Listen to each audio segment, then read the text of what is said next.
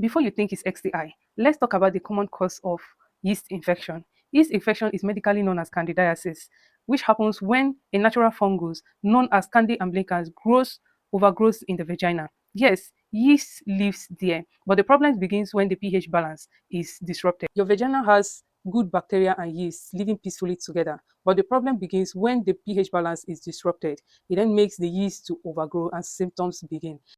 So I know many ladies has this question in mind because some people have recurrent yeast infection and they'll be like, why is this thing always coming back? What is the cause and all of that? So in this video, I'll be telling you on things that we do that triggers this yeast infection, that makes it to reoccur. So one of them is antibiotics. Yes, when you take too much of antibiotics, it helps kills the good bacteria. And you know, when it kills these good bacteria in those areas, it now makes this yeast to overgrow.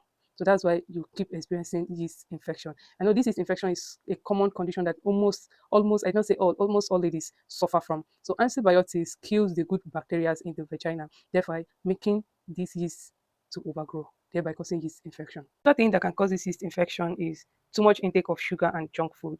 So this yeast, they feed on sugar. So that's why when you take sugary things too much or you feed on junk so much, they feed like those yeast, they feed on those sugars and they overgrow by feeding on those sugar. That's why sugar can cause yeast infection. So if you know you've been taking too much sugar is not even good for your health in general. So I see no reason why you should be feeding yourself on sugar and junk food. They are not good for your health. And the next thing is hormonal changes. Yes, like during pregnancy, like I've seen a lot of ladies coming out to make a post that since they got pregnant, that this infection has not left them and all of that. So when there are changes in your hormone, it can cause this yeast infection, like pregnancy, taking birth control pills. Yes, taking birth control pills can change your hormones, thereby leading to yeast infection. And we have hormonal imbalance. Yes, when your hormones are not balanced, they can cause this yeast infection. So another cause of this yeast infection is tight and sweaty underwear. So while in secondary school, my matron will always advise us to iron our underwears.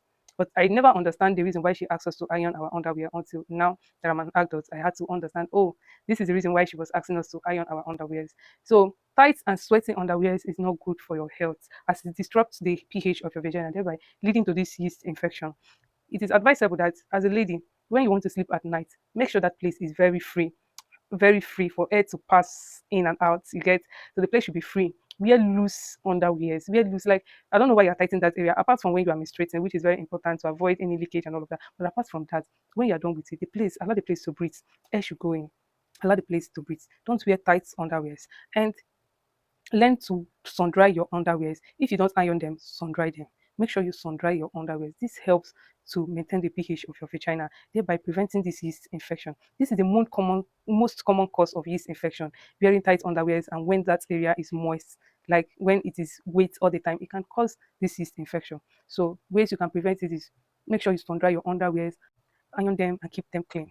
Another cause is douching and using of harsh soap. I've already made a video concerning this, that douching is not good. Using scented soap is not good for that area. It's not good for that area as it can disrupt the pH balance of that area. So it is not good. Don't douche. Don't use harsh soap in order to maintain a good pH down there to avoid yeast infection. So I hope this video was helpful. Do well to share it to your sister, your mother, your wife, any girl around you. It will be helpful to them. See you in my next video. Bye bye.